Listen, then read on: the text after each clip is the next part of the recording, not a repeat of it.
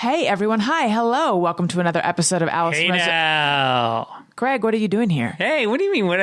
Allison, Where'd you come from, Greg? I came from the world of Childish, and I just want to make sure that your listeners know that you're just as wonderful on the other podcast you do. What if they don't have kids? Don't need them. You don't need them. A lot of our listeners actually tell us they don't have kids. We talk about sex. We talk about all sorts of dirty stuff, but also parenting stuff. Yeah, so. Check out Childish. New episodes every Wednesday, wherever you listen to podcasts.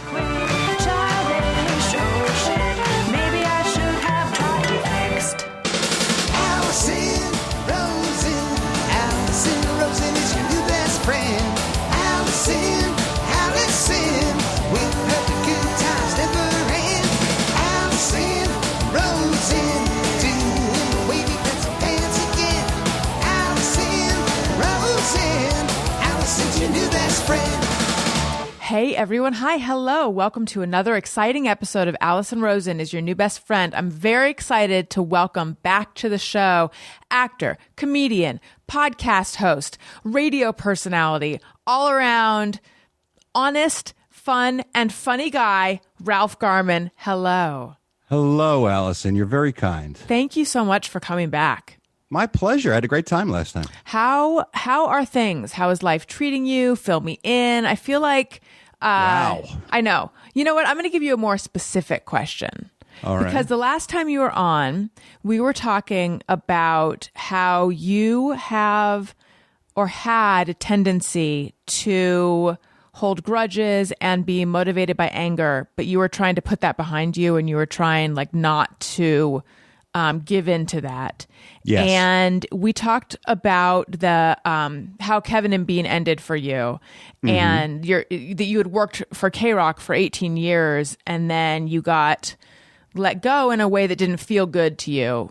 Right. And I was thinking, and at that point, Kevin and Bean was still going on, and now it is no longer. And I was wondering how you feel about all that, because I know that I would be a little bit the pettier parts of me when I see a job that I didn't get canceled. I'm like, oh, good. Yeah, I didn't have that, oddly enough. I mean, that would be normally a part of me as well. But okay. I realized when I saw how the whole thing went down and how it went away, Kevin was on his own with Allie McKay and Jensen Karp, and Bean had already left. And then they all just got the boot overnight in the middle of a global pandemic, So as sorry as I felt for myself about how I was dismissed, they got it worse than I did. Right. And I felt gratitude, frankly, because, it's all about time and perspective sometimes. But when I look back at when I was let go, they kind of did me a favor because I had a 2-year head start to kind of reinvent what I was going to do and work from home, which in a pandemic world was ideal anyway. Yeah. So it was like I was getting training for what I needed to be in this moment. So at the time it was awful. But when I look back on it, and I joked to friends about this, I was like, they kicked me overboard on a ship, but I landed in a lifeboat. Yeah. And then the boat sank, So Right. in reality, I kind of was lucky how it all went down. That's really, I hadn't even thought about that, but you're right. And I had Allie on my show recently, and she had pointed out being fired, at the beginning of a pandemic. I hadn't thought about that though, that you had already adjusted your lifestyle to be suited to this crazy moment we're in right now. Exactly. I was already pre-disastered, so I had I had worked myself into a situation where it was tailor-made for what was to come, and I wasn't aware of it. Yeah. So, I went at the beginning of the pandemic, I was asking people, how's your pandemic going? And then I got into a phase where I stopped because I felt like the answers are all kind of samey. But now I'm going to ask it again because I feel like at this point I think I stopped sometime over the summer, but at this point, we've been in it for so long. I am curious how is it? How are you doing? again, it's very little change for me from how I was living before, Yeah. other than the things I miss that we all miss, like going to the movies or going to a bar or going to a restaurant. I mean, I ache for those moments. But in terms of my everyday life, other than my kid going to school from here half the time, it's really not changed all that much. And so, again, I was kind of in training for this for years before it even happened, which is ideal. Right. And so you do the Ralph Report on Patreon. Yes. Is how many days a week is that? 5 days a week. Every morning, Monday through Friday, we deliver a show. Yeah. That's amazing. And what's the format? It is reminiscent of a morning radio show format. We do, when I was on Kevin and Bean, when I was on K-Rock, I did a ton of pop culture news and that kind of thing. So people expect that, I think, when they tune into my shows. So I'm giving them that. We do recurring segments. I mean, it's very much like a morning radio show. I wanted to try to recreate the experience of listening to me every morning for those, especially here in Los Angeles, who are used to hearing me that way. Right. And for folks who know me from Hollywood Babylon, the other show I do with Kevin, or from other things that I've done, for them, it's just a chance to get to know me and get access to me and hang out with me for an hour and change every day. How much have you been talking about the pandemic on your show? Very little. I made a decision early on that people are inundated with this news and with the fear and the concern and the horror of it. And if I can give them a respite from that for an hour and change, I think I'm doing them a service. And I felt kind of the same way about politics as well. We would occasionally touch on something Trumpian when it was particularly funny or ridiculous. And, I wasn't shy about allowing my own personal feelings to come through on occasion. So we didn't avoid it completely, but I did not want to dwell on it because, again, it was something people were getting beat up with every day. Right. When you say your own personal feelings, you're talking about how much you love him and believe in him, feel Yes, that election was stolen from him. I'm going to be, I don't know if you heard this or not, but now that Rudy is sick, I will now be representing the case in front of the Supreme Court at some point. Oh, wow. So, now, is that also something that you've been preparing for a couple years? Well, no, I really kind of went the Kim Kardashian law school method, which was just sort of absorbing it through osmosis and just calling myself sort of a legal expert. So I think they need my help more than ever, quite frankly. You know what I'm finding shocking? And this actually might not air for a couple weeks. So when it airs, this will no longer be super duper timely. But I'm going to say it anyway because time has no meaning. Right. Kim Kardashian has been posting on Instagram, that death row inmate that she had become close to, and there were these requests for a stay of execution, and then they executed him last night because it does seem that there's going to be just a rash of executions on Trump's way out. But I was, I didn't expect to agree with Kim Kardashian, be moved by her words, find what she had to say poignant and salient. Surprising. Were you all those things? I was moved and I found it. Yeah, I agreed with her. I was moved and I found it poignant and salient. And I was like, oh, I think she's using her fame for good right now. Yeah, I don't know. She seems to be very selective about high profile instances to be able to flex that muscle. Yeah. And it always seems like she is in some way, getting some reflected glory in the moment where it puts her into the conversation. Well, yes. I mean, I'm talking about her, not the guy.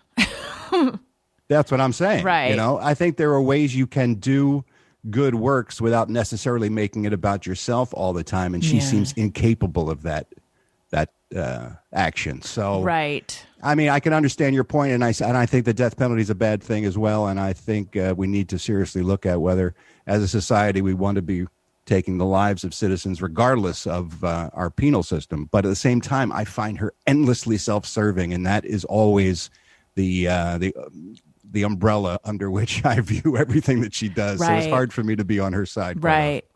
All the Kardashians, really. Yeah, that whole family. I find them to be patient zero of the illness that has taken over our country, where celebrity and fame now has poisoned every aspect of our life, including politics. Yes. The rise of the reality star has been a bane on our existence. And I think I can point everything to them in terms of people being famous for nothing and wielding that fame for self-serving purposes. It's just insidious to me. Do you, when I said she had made a poignant and salient point, I am now going to take my heralding of her and switch it to you, Ralph Garman, because what you said just now was both poignant and salient. The rise of the reality star. And we'll get into less heady topics in a sec. But I'm really funny, aren't I? This is a real chuckle fest. Do you think that there can be a coming back from that? Like, did this country, fly too close to the sun with the rise of the reality star, and now we're gonna obviously someone else has been elected, but or do you think this is the end for us?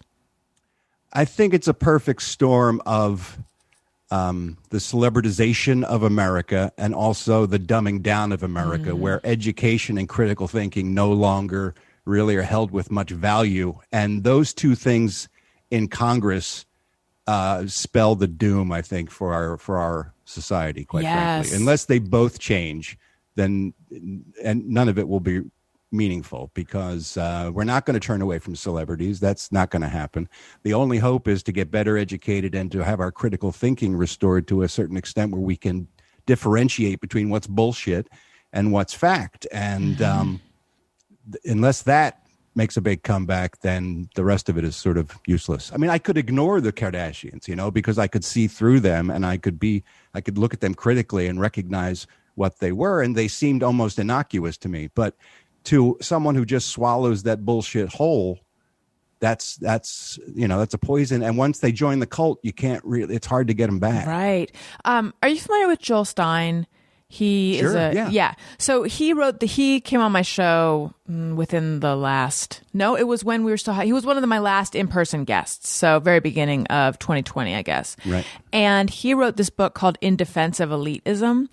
And it's like a pretty, controversial sounding title. I would say it's not really elitism that he is coming out in defense of. It's in defense of education, because there is... And expertise. Yes, exactly. Yeah. Because there is such a movement against that in this country. And I feel like it has just hurt us so much. Because I also believe that education is sort of the answer to all this stuff that we're talking about. Yeah. Knowledge. For the first time ever, a large portion of our country thinks of book learning and science and critical thinking and facts and news as negative things, as bad things. It used to be, as a nation, we aspired to provide that for our kids and for the next generation. If your parents didn't go to college, their one wish was that you would, so that you could achieve the next level of success on behalf of the family, because they didn't have those opportunities. Now there's a great portion of our country that looks down on education in general and expertise, and they don't trust anyone. And it's terrifying to me, because it is almost cult-like in a lot of ways. And there's certain areas where organized religion intersects with that mentality as well. And it's a very treacherous place to be right now as a country. Yeah, I agree. Now, if this airs in January, how's your 2021 going? And how was your New Year's? It was great. I got loaded on New Year's, but I'm still recovering. Gosh, but it looks a lot like 2020, quite frankly. It hasn't changed all that much. Hopefully, as the vaccine starts to reach more arms, eventually I'll be able to get loaded in public again instead of in the privacy of my own home, which is significantly sadder. Yeah, I know. How is your, you do Christmas? How's your Christmas going to be? It's a weird one this year, because this is my first divorced Christmas. So we're splitting time with the kid. And so it's good for the kid. She gets 2 Christmases, but we're very adamant about maintaining our family unit. So the ex and I are going to do a Christmas here with the kid, and then we're going to do one together at her house as well. And she's going to see some of her cousins and other folks in our bubble that we know are safe. So it's odd. It's certainly a change. I think we're dealing with it the best that we can, but it certainly is different than any Christmas I've ever had, either in my own family as a kid or with my kids. So there are challenges. When did you separate? Are you now the house that I had been to? Are you not in that house anymore? That has been sold because I had to buy 2 new ones. Oh. See, that's how it works when you get divorced. You got to buy additional homes. Right. And so, no longer there. Last Christmas, we had already separated, but we're still living together as a family because I bought this home, and I had to go first, kind of, because I needed to set up a studio and a space to work in and everything. So when we sold the original house, my ex and my kid were still living with me here through the holidays. So we still had sort of the same semblance of a family holiday season.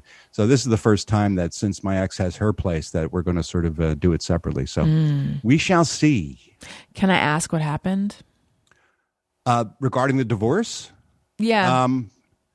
Yeah, that's an interesting question. People say that to me a lot, and I feel like saying, well, what usually happens when a marriage fails? I mean, it was primarily her idea. I'll tell you that much. It came to me as sort of a surprise, but after some soul searching and sort of addressing it honestly, once the initial shock and pain sort of subsides, I could recognize what she was saying about the nature of the marriage and why she was unhappy. So, again, it comes down to choices, and we talked about this last time about my career, that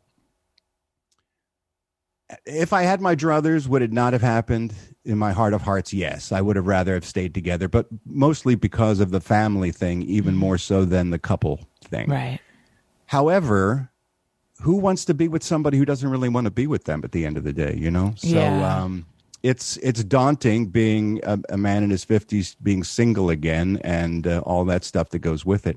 But frankly, we're still great friends, and we're still great co-parents, and we talk all the time. She is still produces the Ralph Report. She still handles all the back end stuff for my podcast. We've been, we developed that together. So we're constantly in contact, and things are really good. So I know so many horror stories of friends and family members who have gone through breakups that were just hell.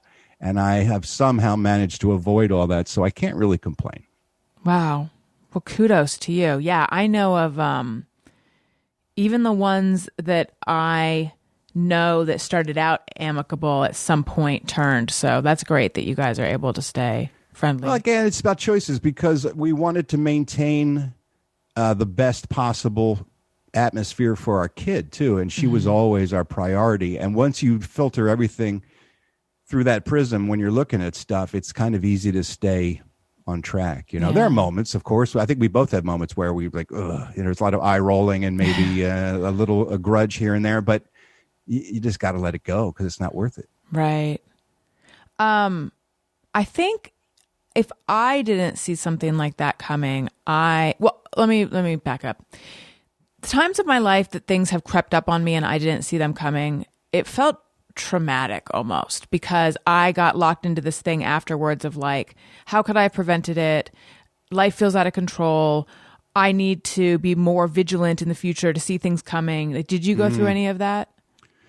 I luckily had the advice of a really good friend who had been through it twice, and he said to me, first and foremost, you need to not go down that road. You need to recognize that marriages and relationships of all stripes end for all kinds of reasons, and it's almost always a combination of both people of what they're doing and not doing. And sometimes people just get lucky by finding the right person, and not every relationship is destined to last a lifetime. It could have been a great marriage and it just had run its course too. He said, but the truth is you will never know the answer. It's much more important to deal with the reality of the separation and putting your life back together, because the happier you get, the quicker you get happy, the better off you'll be for whatever next relationship you get into. So that all kind of rang true to me and made sense. So I didn't really dwell on it too much. And when I looked back at some of the things she was saying, I mean, it was a surprise, but when I looked back on the last few years of the marriage, if I was honest, I could say, yeah, I could see where things had changed. And, we had also lived through the death of a child. My kid Olivia is a twin, and we lost her brother at 10 days. And, those kind of traumas in a relationship may not necessarily show up right away. I think it creates cracks in a foundation that sometimes take years to actually present. And I think that was part of it as well. I think there was some protecting on both of our parts of our emotions and our truest selves to kind of defend ourselves against the enormous pain we were both feeling in that moment. And, and people change. She's not the same person that she was when I met her. I largely am, only because I've been doing sort of the same thing for the whole time we've been together. But she's changed and grown, and motherhood has changed her. And she's got now dreams of her own and things that she wants to do that she didn't really have at the beginning of our relationship. So I just have to accept it and try to be as supportive as I can. Has it affected your self-esteem or identity? The divorce? I think it was the 1-2 punch of losing the morning radio gig and then losing the marriage. I often kid friends, I feel like Ray Liotta at the end of Goodfellas, where he had it all and he was living this life, and now he's picking up the paper in a track home in Arizona. It's like, what happened to me? How did I get here? I have those moments where I'm like, geez, a lot of the ways I used to identify myself are no longer valid. However, when you get stripped down like that, sometimes you start to recognize, oh, I wasn't just that. And I'm not just a husband, and I'm not just a radio personality. I have other things, and I am other things. And if you're smart, you look around and you say, yeah, that was shitty and that happened, but how lucky am I on the other side of that I am this, and I have this gig, and I have this audience that really responds to what I do, and I have a home, and I have a great kid. And if you just try to be a little bit more grateful, a little less resentful, sometimes I think you can recognize that it's okay. You didn't have to stay at that level, whatever that thing was. You didn't really need it as much as you think you did. That's what I think, anyway. That's interesting. I want to tell you guys about Raycon. Every new year, all you hear is new year, new me. And that usually means you'll be picking up better habits or trying new things, or like me, returning to an old thing, which is I used to always make my bed, and then I stopped recently, but now I'm back. That's my New Year's resolution, because it's a small, doable one. But regardless, if you do take up a new hobby, it's even better when you have amazing audio that will make the experience even better. That's why I recommend wireless earbuds from Raycon. Whether it's following along to directions in the kitchen, binging an audiobook while learning to knit, or powering through a new workout with a pumped-up playlist in your ear, a pair of Raycons can make any activity easier and a better time. Raycon makes great sound accessible to everyone. Their wireless earbuds start at half the price of other premium audio brands. And guess what? If you think having white stems dangling out of your ears looks ridiculous, that's something you don't have to worry about with Raycon. They come in a stylish range of colorways and a range of stylish colorways, but always with a comfortable in-ear fit for a more discreet look. And they don't just look great. Raycons perform wherever you take them, with up to 6 hours of playtime, water and sweat-resistant construction, and Bluetooth that pairs quickly and seamlessly. You've heard me say this before, so if you still don't have a pair of Raycons, I am wondering why. Raycon's offering 15% off all their products for my listeners, and here's what you do to get it. Go to buyraycon.com/bestfriend. That's it. You'll get 15% off your entire Raycon order, so feel free to grab a pair and a spare. That's 15% off at buyraycon.com/bestfriend, buyraycon.com/bestfriend, buyraycon.com/bestfriend. I also want to tell you guys about Purple. Throw some bedding on a bunch of different mattresses, and sure, they all look alike. The same goes for pillows, but peel away the layers, look at what's inside, and you'll see they aren't all created equal. And that's what makes every Purple pillow and mattress unlike anything you've ever slept on.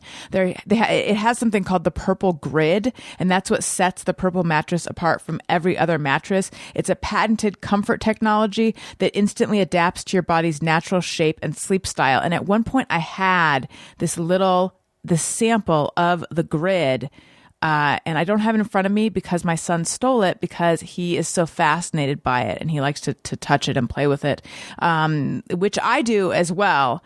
With over 1,800 open air channels designed to neutralize body heat, Purple provides a cooling effect other mattresses can't replicate. And this cutting edge technology doesn't stop with the mattresses. Every Purple pillow is engineered with the grid for total head and neck support and absolute airflow, so you're always on the cool side of the pillow. Purple's proprietary technology, that is fun to say. Purple's proprietary technology has been innovating comfort for over 15 years. I think they're disrupting. They're disrupting the bed and mattress industry with their Purple proprietary technology, as seen in the grid, which keeps you cool all night and supports your body in a way that's better than that other stuff that you might be sleeping on. You can try every Purple product risk-free with free shipping and returns. And Purple has financing available as low as 0% APR for qualified customers. Experience the Purple grid and you'll sleep like never before. Go to purple.com/bestfriend10 and use promo code bestfriend10. For a limited time, you'll get 10% off any order of $200 or more. That's purple.com/bestfriend10, promo code bestfriend10 for 10% off your order of $200 or more. Purple.com/bestfriend10, promo code bestfriend10 for 10% off any order of $200 or more. Terms apply. Okay. I think that in your situation, it's more stark. But I think a lot of people are experiencing that or having that realization because the pandemic has stripped away their access to a lot of the things that defined them. Mm-hmm. I agree. And again, that gratitude comes from the fact that, as we mentioned at the top, I was pretty much training for this scenario before I even was aware of it. Mm-hmm. So that allowed me to continue on with my life more or less unbroken. And I see people who have lost their livelihoods and are now people who are lining up at food banks who in a million years, if you put a gun to their head and said, will you ever need to take food from a charity? They would say, that's insane. Yeah. You know, I've always been able to make a living. Those are the people who are truly being affected by this, let alone the people who are actually sick and on ventilators and in hospitals. I mean, you can go down the list of tons of people whose lives are being torn apart by this scenario. So if you're in a position of fortune like myself, to feel sorry for yourself would be pathetic, really, at the end of the day. So I try to avoid dipping into that. It's not to say I'm always like successful. It's human. Yeah, but but you can be human and you can have those moments, but you better catch yourself pretty quickly, I think, and recognize what's really happening, or else I think you're losing the better part of yourself. Yeah. How are you so centered? I'm not. I mean, these things are all things that I strive for, and this is sort of a I don't know, a life plan that I sort of established for myself. Mm-hmm. And I would be lying if I said I adhered to it all the time. I don't have the answers, but this is absolutely what I aspire to. And when I do talk about it, it reinforces it for me. You know, that when I hear myself say those things, it's just like an exercise or something. It just makes me feel more connected to those goals. But I fall off the wagon all the time. And I'm, like you said, I'm human and I have awful moments and I feel really sorry for myself. And that's okay. I just think the key is to keep snapping yourself out of it. And, right. It's hard. I mean, I feel for the people, even folks who are in okay shape, the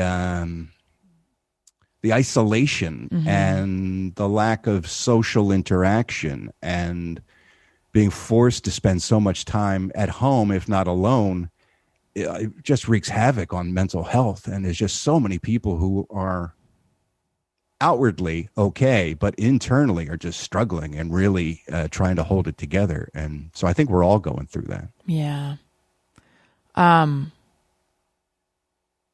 This is a nosy personal question, but they all are really. You mentioned Lincoln. That was your son, right? Yes. Mm-hmm. I am wondering if the dissolution of your marriage brought up grief, more grief from the loss of Lincoln, because it's like here was this family unit that it, included the memory of him. No, oddly enough, that hasn't really changed. I've never really stopped grieving him, and I mean that in the best possible way. He's never, he's never out of my thoughts or my memory. I still consider him part of the family. But I went through such a serious grieving process after his death that I really think I processed it pretty good. I worked through it to the point where I can talk about him now without going to pieces, where for a long time that wasn't the case, but I've sort of worked through it and have put those thoughts and those memories in a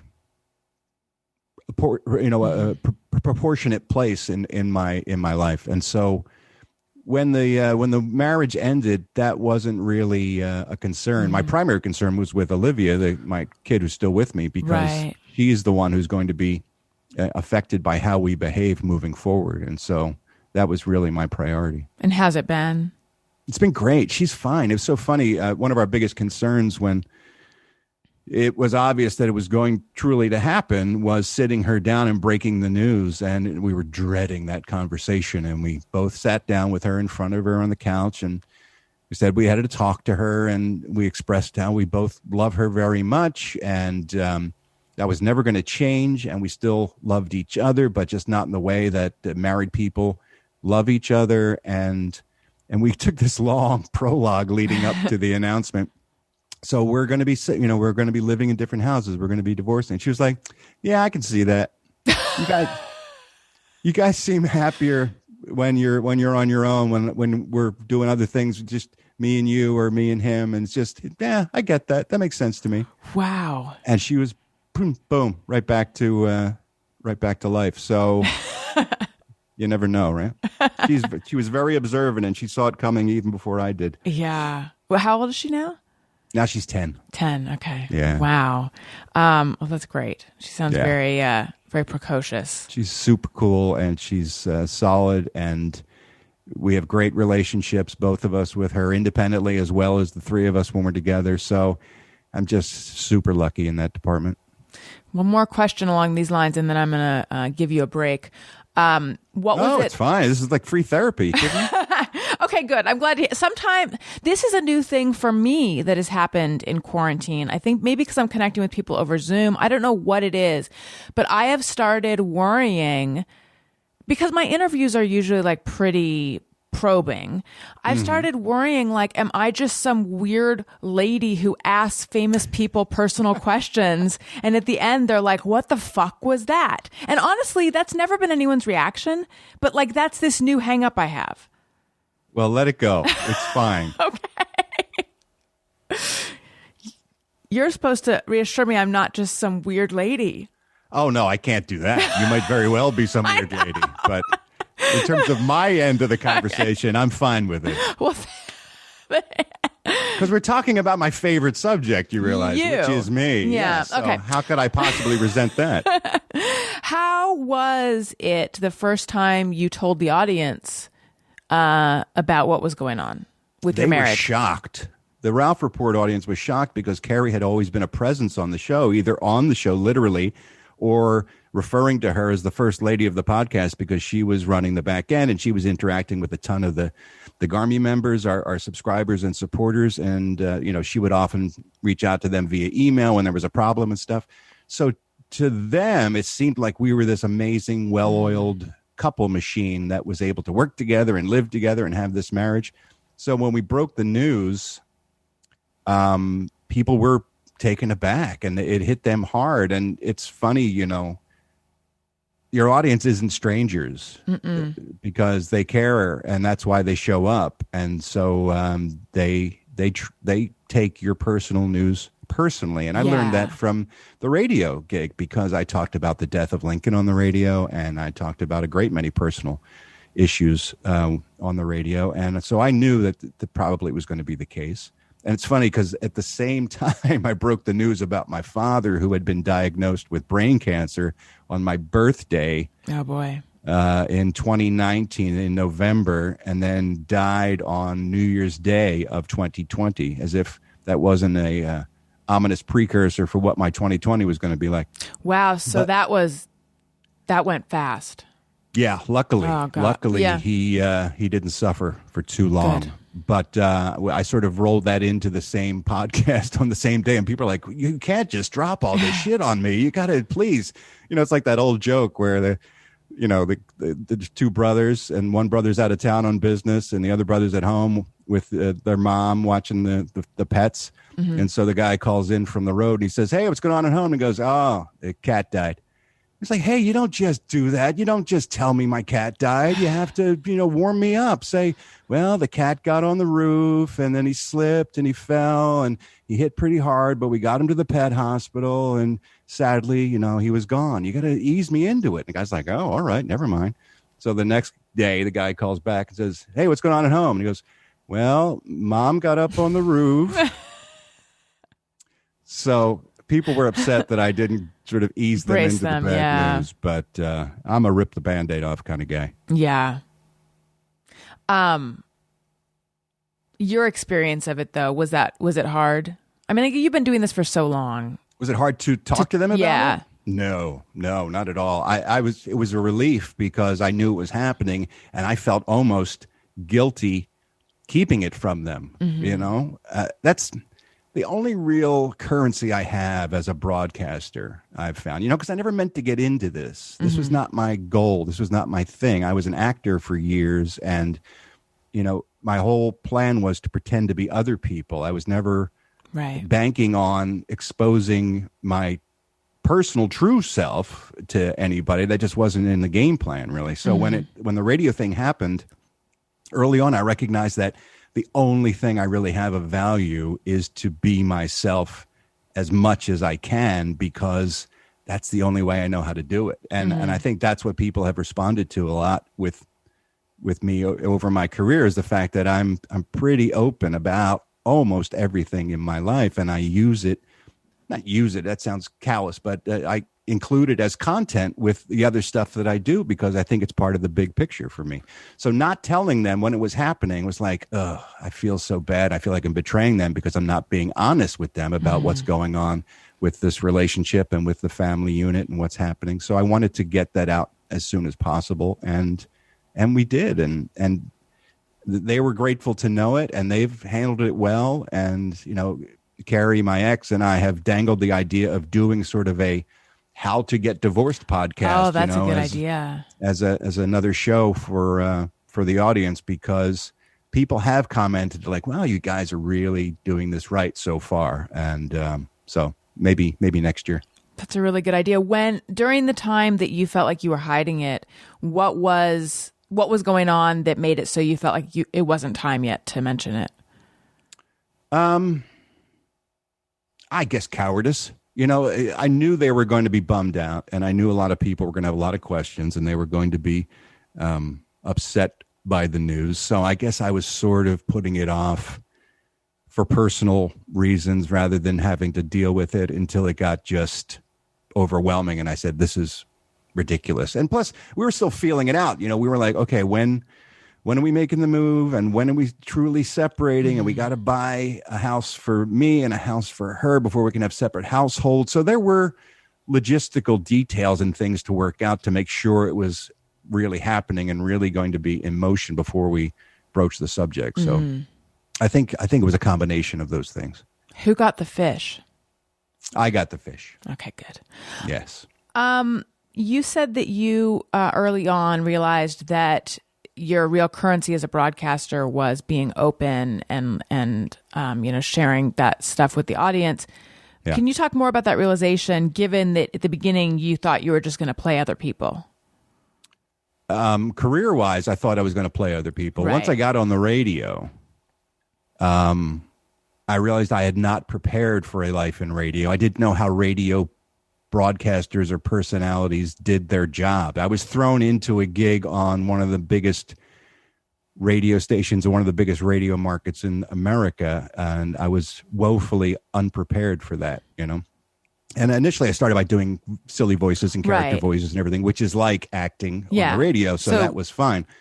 But once I started, not being yourself, not being the true self at the beginning. Right. They were using me for bits and for celebrity impressions and things like that, which I was completely comfortable with because that's what I had been doing for years. But once I started showing up on the show as myself, there was a reaction to what I was saying and what I was doing. And I recognized early on, oh, they're just reacting to me being honest and saying what's on my mind, and whether that's good, bad, or indifferent. And I would have to sometimes take my lumps for saying stuff that wasn't popular or people didn't like my attitude, and some people did. And, you know, no one's going to like you 100% of the time. But I realized whatever that reaction was, it was coming in those moments where I would be my open and be my truest self. And so I said, okay, well, then that's the key for me. Then I just got to keep doing that. Yeah. Good. I have some questions that people sent. I'm on Patreon as well, patreon.com/Allison Rosen.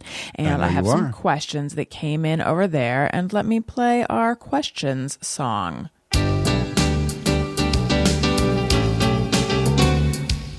When we ask, they send them in. They're wondering how you have been. So thanks so much for answering these questions from our fans.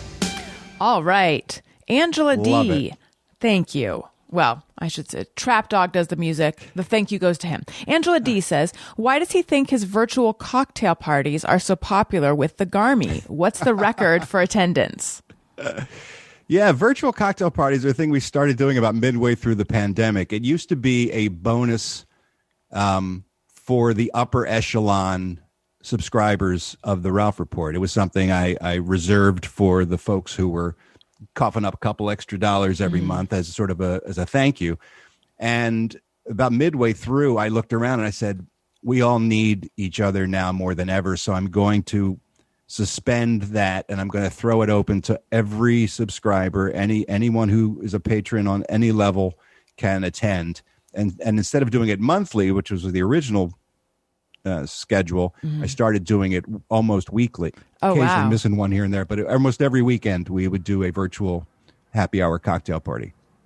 And it was enormous. It blew up. And I think because this is the other half of the equation for me in terms of any success I've had in broadcasting. I've always tried to foster the audience into being sort of a community amongst themselves. And I use an enormous amount of content that gets sent in from the listeners on the show. And I learned that separately when I was doing Hollywood Babylon with Kevin Smith, where we would use content from the listeners on a weekly basis, and people really started to feel invested in the show. They're part of it. And that carried over into the Ralph Report. And I said, well, we got to get the gang together. So it's an opportunity for people to have a social interaction without putting themselves at risk physically. And people just went crazy for it. And it's nuts that we get, and it's great because we do it on Crowdcast, which is a Zoom type deal. And, we can pull people up in the audience who've got their cams on, and we can talk to people in Australia and how's the lockdown treating you there? And we have people from the UK, and we've got people all around the world. And it's just this chance once a week for everyone to come together and touch base, and a reminder that we're all connected and you're not alone. And the Garmy started as a joke, as the name for my fan base, but they really have become like this Garmy of people who are so dedicated to each other and so supportive. And I had one of the listeners was getting out of a bad relationship, and she had to move out of her apartment, and she was a little intimidated by her boyfriend. And members from the show who she had never met before heard about her plight and connected up with her in her town and helped be with her and move her furniture to her new place. I love that. That's amazing. Through That's just the great. connection of having listened to the same podcast. And there's stories like that happen over and over and over again. So I think that's the reason people show up in such droves for the cocktail party virtually. It's not necessarily even because of me. It's because they get to hang out with each other. You know, it's funny. I was thinking just regarding the community, and I'm fortunate that there's a wonderful community of fans around Allison Rosen as your new best friend too. But I was thinking last night, back in my days of going to live music shows, I was thinking, how many of those shows did I go to because I was dying to see the band versus because my friends were going, or there was a guy who was going to go that I had a crush on, or I mean, I was just thinking like, and the band probably looked at the number of people who showed up as a sign of them, but it's like so many times it really did not have to do with the band. And then as a performer, like so often that's what's going on. So you want to, you got to be and fostering community does help bring the numbers. Not that that's why you're doing it, but. When you went to those concerts, how much of it was just wanting to hang out with people who liked the same music that you like? That as well. I can hang out with other fans of, Stryper or whoever you went to go see. Yes. I went to every Stryper show. But Comic-Cons are that too, right? It's you get out of the basement and you get to hang out with other nerds and other geeks, and you get to do it in the hundreds of thousands instead of one or two. And that sense of community is so powerful. So, I'm curious about, and this is more of an offline question, but I'm going to ask it online anyway. Crowdcast versus like Zoom or something, because I do Zoom parties. But great. But what's the difference with Crowdcast? I don't necessarily know that there is. I just know Patreon is in partnership with Crowdcast. So when I initially decided to start doing it, it was just the easiest way for me to set it up, because it was one click on my Patreon site. They've got a partnership, so it was just it was readily available to me. I'm going to check that out. Angela D says, thank you. Does he think his personality on the Ralph Report is more genuinely him as compared to his persona on K-Rock? Much more so, yeah. And sometimes to the detriment of some of my K-Rock fans, because they expect me to be crankier or more angry or more snarky or more sarcastic. And I'm all of those things. But on the Ralph Report, I have the opportunity to present a more rounded picture of myself, I think. I get to be more considerate and more caring and more sensitive and stuff, because it's a different show and it's a different format and it's mine. And when I was on K-Rock, I sort of had a role to play, which I always say was Kevin and Bean were mommy and daddy, and I was the petulant teenager, and people liked it when I would lash out at them and bust their balls and show up and make a lot of noise. And that was sort of my role. If I came in being a thoughtful, softer person, you're on a crazy morning show with a lot of energy. And, where does that fit into that? Where does that become useful? It didn't really. So, and people would say sometimes I was too sarcastic or too grumpy or you're never going to make everybody happy. But I know a lot of people early on, especially with the Ralph Report, were like, wow, you seem so much calmer and so much nicer and so much more open to things. And I was like, well, it's just, this is a different animal, and this is more of all of me versus having to pick and choose which parts of myself to use.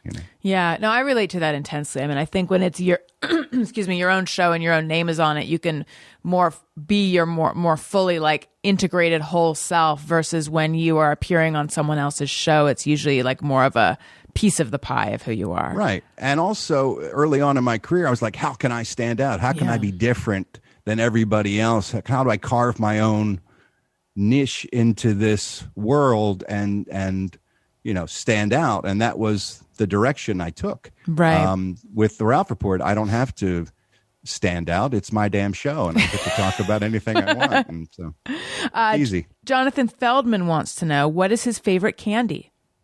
Reese's Peanut Butter Cups. Now, follow-up question, not from Jonathan, but from me. I feel like there's these offshoots of Reese's Peanut Butter Cups. There's the pumpkins around Halloween. There's white chocolate pumpkins or white chocolate. How do you feel about like the alternates? The novelty peanut butter cups? As long as Reese's is making them, I'm on board. Like they make a Christmas tree every year, a peanut butter and chocolate Christmas tree. And it's just that the shape has changed, but the delicious flavor remains the same. So I'm on board. Now, same with what? Are you okay with the white chocolate peanut butter cups? Because I'm a white chocolate. No. Yeah, right. No. I'm a white chocolate. I'm a white chocolate. Look, I know this is going to set your teeth on edge. I'm a white chocolate fan, but I don't like the white chocolate peanut butter cups. They're gross. Well, white chocolate. What do you like about white chocolate? Well, the taste. I mean, it's fine, but all things being equal, you're not going to choose white chocolate over milk or dark chocolate, right? Oh my God. I would choose it over dark chocolate in a heartbeat. I do not like. Well, are we getting divorced as well? This is over. This relationship is not working out either. I don't like dark chocolate very much. I don't. Maybe it's not sweet enough for me. It's got like a bitterness and. Sounds racist to me. I don't. It's got to be white. Chocolate's got to be white. I see how you roll. I get it. Just because I have pride in white chocolate doesn't mean that I'm racist. Our chocolate will not replace us.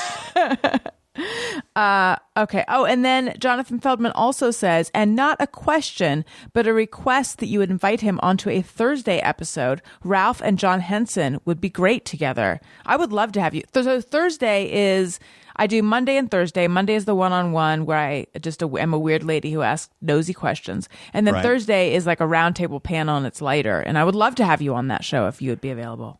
Absolutely. Excellent. Especially with Henson. Henson and I have a long history because people have mistaken us for each other for the entirety of our careers. So it's kind of a running joke between the two of us that we have to find a project where we can play brothers or something. That's hilarious. You know, I had never put that together, but I can kind of see that now. Yeah, it's less so now, but when I was doing Joe Schmo, hosting the smarmy host. The smarmy host, love that character. He would constantly complain to me. People would come up to him and say, "Oh, I love the Joe Schmo show." And then I got the same thing with Wipeout back in the day, so, or the Soup. So yeah, I used to say, "No skunk spot, different guy." That is hilarious. Krista Lorenz says, who is his favorite character from the old radio show he used to do? Mine is Bat Boy. I sing the song in my head every day. He's a bat. He's a boy. Bat Boy was an actual part of something called the Weekly World News back in the day, which doesn't even exist now, I don't think, anymore, because we're living out all the weirdness in real life. We don't need that anymore. But yeah, that was an early character I did because I just thought it was so ridiculous. And I just loved the doctored images they would use of Bat Boy. And there was always a story about him helping the Air Force, track UFOs or something. So we would often go and talk to Bat Boy, and that was a fun segment. I mean, I had 18 years worth of different characters and impressions and things. To try to pick one would be so hard. However, one of them has followed me to the Ralph Report. My friend Roland, who is sort of a science fiction comic book nerd geek guy, he does stop by the Ralph Report from time to time, whether we want him to or not. And what does he sound like? Roland is very intelligent, but he is filled with attitude. He is always seeming to be really upset with somebody, especially when they're not aware of Jean-Luc Picard was in fact full Borg, even though he was able to separate himself from the collective. So he'll often straighten us out when it comes to science fiction or comic book knowledge that we go south on. And this He's a Bat, He's a Boy song, do you remember how it goes? Yes, because I used to write and perform a lot of the jingles on the show as well. And they were usually quickies and stupid and insipid. And that jingle went, he's a bat, he's a boy, it's that bat boy. And so it was like bad 60s sitcom. I love it. Yeah. Do you, and I'm not going to force you to do them, but I've always wondered, because I do not do impressions, and I've always been fascinated by people who are able to do them. Do you still develop new ones all the time? Not as much as I used to. Obviously, when I was doing the radio show, newsmakers would pop up all the time, and because that was a big part of my role, I would have to try to develop something pretty quickly. But no, for the most part, I just kind of fall back on the tried and trues, the ones that I've been doing with Babylon for years, and the ones that people seem to ask for from time to time. What was the first one, I imagine when you were a kid, that you ever did? Yeah, the impression thing, and I try not to dwell on it too much, because the truth is there are guys out there who are fucking brilliant at impressions, and I'm not in that league. You know, I was able to use it as a tool, as a means to an end, and I'm able to sometimes inject funny content into the voice, which people will forgive you not being spot on if you can make them laugh with it. But I'm not as good as a ton of guys out there. But whatever I can do, I almost feel guilty taking credit for it, because it's almost like a party trick. It's being able, I got a friend of mine who can touch his tongue to his nose. I mean, he didn't earn that. That's just some freak thing that he can do at parties. And that for me was impressions, because you're right. I was doing them as a kid in elementary school at the lunch table to make milk come out of my friends' noses. And so it was probably, my first impression was probably Shaggy and Scooby-Doo. That was probably the first thing. Like, Zoing, Scoob, we're really in trouble. I know, Reggie. So that was probably it. Did your parents love it? They were a great audience. They really were. They indulged me probably too much, but yeah, they loved it. They were an easy laugh. And then the last one, Whitney C. says, to what degree is he a sentimental person? Does he hang on to old papers and trinkets? Look at my room here. My entire life is filled with toys from my childhood. YouTube.com/Allison Rosen to see the level of sentiment surrounding him.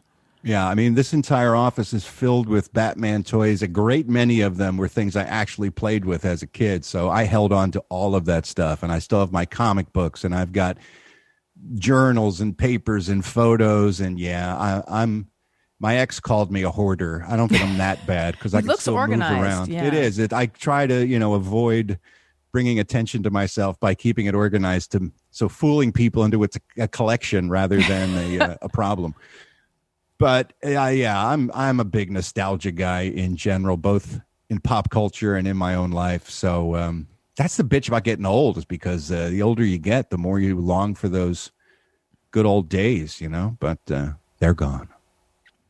They're behind. I was going to say they're behind us. I find the older I get, the more I feel sentimental or nostalgic about times of my life that, like, at the time they weren't the best times. Like, I can feel sentiment about anything just because of the passage of time. It's weird. I think that perspective is ongoing. It's like what I talked about when I got fired, how that was the worst day of my life. And then 2 years later, I was thankful for the fact that, they let me go at the time that they did, or else I would have been fired during a pandemic, Sometimes you're not aware. It's like that old Carly Simon song, "These are the good old days," right? When you're in the midst of it, you don't even recognize their value sometimes. And a little distance at a time can give you some perspective. Right. Do you happen to have a Just Me or Everyone?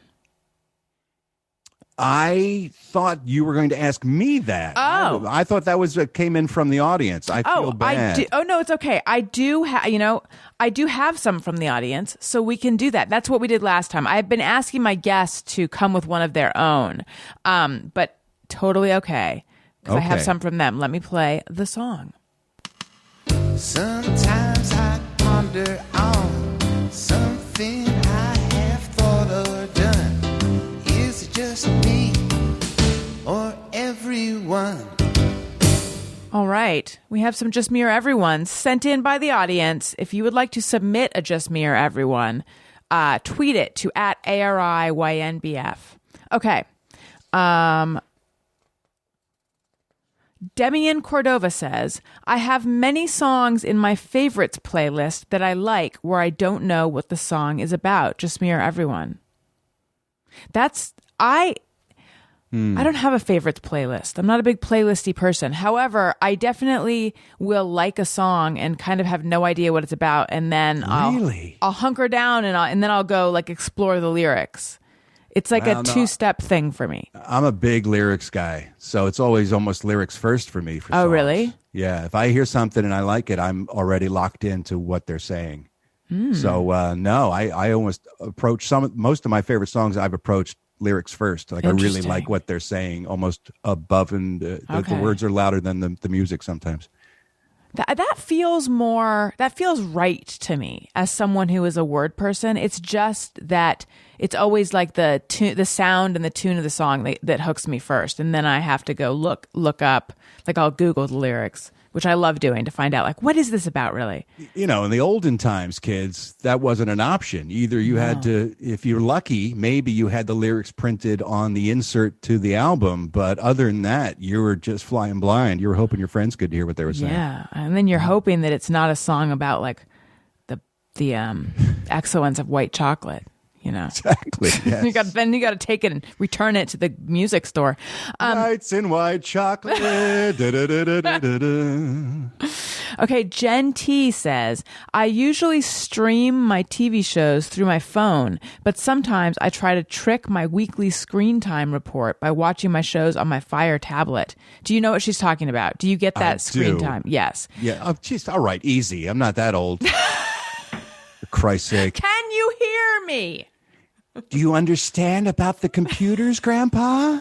Sometimes you can watch television on your phone. That's not what I mean. I mean the weekly screen time report. Yes, I'm aware. Okay. Yes, having a 10-year-old that plays a large role in my parenting. I bet. Yes. I don't do that. At the beginning of quarantine, I was looking at my screen time report a lot, and now I just don't even look at it anymore. No, that's a concern for another time. That's all we have right now is our phones and our screens, and that's what keeps us sane. So no, don't be so hard on yourself. Live your life. Although I find it hard to watch content on a phone or even a laptop, quite frankly. I love a bigger screen. Yes, I do too. Now, I'm lucky. Not everyone can have a smart TV or plug in their Apple TV or whatever to their screen, but if at all possible, I'd like to watch it on my couch, on my screen, rather than on my phone or on a laptop. Some people, I feel like, only watch on their laptop. I know. Some people prefer it. It's crazy. Yeah. But again, as we've established, I'm old, so I like the big screen experience. And we used to have to watch movies in a room full of other people. It would come over your head. There was a big light. They would show it up on the screen. You could have popcorn. Because I'm old, to really see my phone well, especially to see emojis, I really need to have my glasses on, but I'm like too lazy to go get them from another room. So the idea of watching something on my phone, it would all be fuzzy. I hear you, sister. Yeah. Let's see here. Lucas Passmore says, just me or everyone. Hate when in public strangers go out of their way to correct me on gender of their dog. Oh my God, what a cute dog. How old is he? Actually, it's a she. Fuck you. I'm walking away in 10 seconds and we'll never see you again. No one cares. Just me or everyone. That's valid. That's a just me, I think. Yeah, I feel this. I mean, everyone. I feel the same way. I think that's ridiculous. I agree with that. Although so people would often think Elliot was, if I didn't have him, no, even if I had him, he just had very long eyelashes. And so they would always think Elliot was a girl. Mm-hmm. And then I would want to correct them, but then I felt weird about correcting them. So I would just let it go. I never really knew when he was a baby. I never quite knew how to handle that. Because that's a similar, like, who cares? Yeah, but I think it's a little different when it's your kid versus your dog. Yeah. Because really, the difference in a male dog and a female dog is just this much lipstick, really, at the end of the day. I mean, they're basically, they behave like the same animals. It's not really a big deal. But I think when it comes to your kids, it's legit to be able to say, no, I'm sorry. It's a her or him. Yeah. There was a Quincy in a music class that I took Elliot to. And I remember being like, what is Quincy. I mean, I know it's typically a masculine name, but this baby was sort of wearing girl clothes. Yeah. No, it's anything goes now. You can't just tell by Right. names anymore. But I didn't feel like it would be okay for me to say, is Quincy a boy or girl? Even though it probably would have been totally fine for me to say that. So I just never asked. I think it's smarter. I don't know. Maybe this is a you and me thing, but I err on the side of not making people feel awkward. So Yes, I probably that's would exactly- not have asked either. That's exactly why. Thank you for holding up this flattering mirror to me. That's exactly why I didn't want to ask. I didn't want to make Quincy's mom feel weird. Right. Run the risk of making her feel weird or me just living with the mystery. I'll live with the mystery. And I've never forgotten it, not even for a second. Quincy! What are you? Okay. Eric says, since morbid just mirror everyone's are all the rage, I have one. Sometimes when I have a close call driving, I have an intrusive thought that maybe I did get into an accident, and this reality of me continuing to drive is just a scenario my mind is creating while I'm dying in my car. All right, calm down. Jesus. You got too much free time on your hands. First of all, drive better. And secondly, just move forward with your life. I have never had that intrusive thought, but I have all sorts of other intrusive thoughts. So I love that you shared that. And I'm sure that there are other people who have had that, but no, I've never really had that. No, I've never had that either. Yeah. Let's see. Okay. So sometimes people will hashtag things to point them out, to be like, this is a just me or everyone. So Ben Acker said, shut your cake hole or shut your pie hole. And then a Kimmy thing tweeted that to me and said, hashtag just me or everyone. The hashtag being, I guess, wondering about it. But I'm just gonna come out and say, I'm gonna put all this questioning to bed. It's shut your pie hole, right? I've never heard shut your cake hole. I've always been pie hole myself. Yeah. Yes. Is it an age thing? Maybe.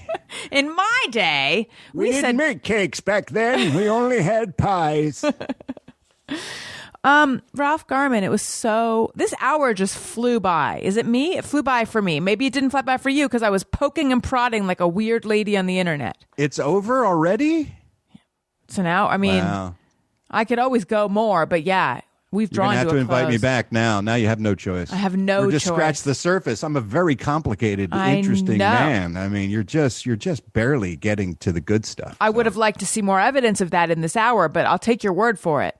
Well, I was going to Jeffrey Toobin you, but I don't know if that's what you're talking about or not. Perhaps. Isn't it funny that I feel like there was so much Tubin talk, and now I haven't heard any. This is the first reference I've heard in a while. Yeah, I'm keeping it alive. I'm the one man Thank you. who's trying to keep Tubining alive. It's because Thank we you. can't keep up because it's all insanity, jam-packed 24 hours a day in every news cycle. Right. So some of the good stuff goes by the wayside. But I I'm not know. letting Tubin Don't- die. Tubin's Thank Tubin's you. staying. Thank Yeah. you. You're like welcome. the tub shroom. Do you know what that is? For Tubin. A tub shroom, and I don't even have one, but I've been told I should get one. It's like this device that you put in your shower drain, and it collects the long hairs, and then you pull it out, so it doesn't, clog. But you're like the goalie for tubining. Got you. You're Yes. catching it. That's I'm right. not letting that get past me. No. You're absolutely right. Ralph Garman, please tell Allison everyone where they can find you, how to sign up for your Patreon, etc. It's pretty simple. You go to patreon.com. That's patreon.com/The Ralph Report. And there you can enjoy me Monday through Friday for as little as 15 cents a day. And I certainly make it at least worth that, if not much more. You have a level that's 15 cents a day. Okay. Yes, per day. If you break it down on a daily investment, it makes it seem almost insane not to sign up. Oh That's my what I've God. found. You're losing money practically if you don't sign up.